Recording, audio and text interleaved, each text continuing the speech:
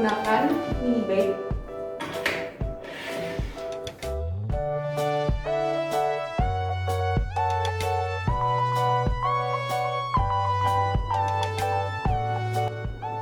Dilengkapi dengan mesin utamanya,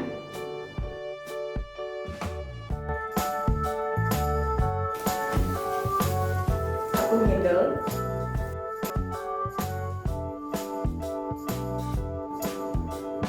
tiga needle berukuran 10 x 10 mm, 15 x 15 mm, dan 22 x 22 mm.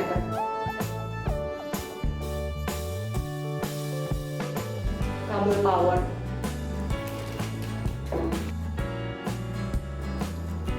dan manual boot.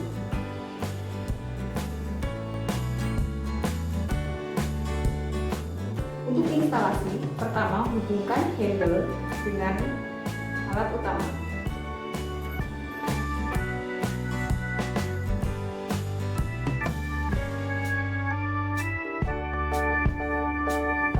Lalu pasang needle pada ujung handle.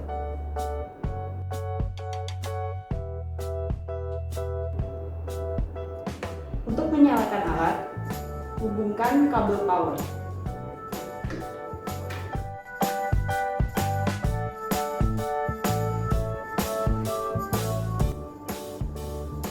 Setelah terhubung dengan sumber listrik, tekan tombol power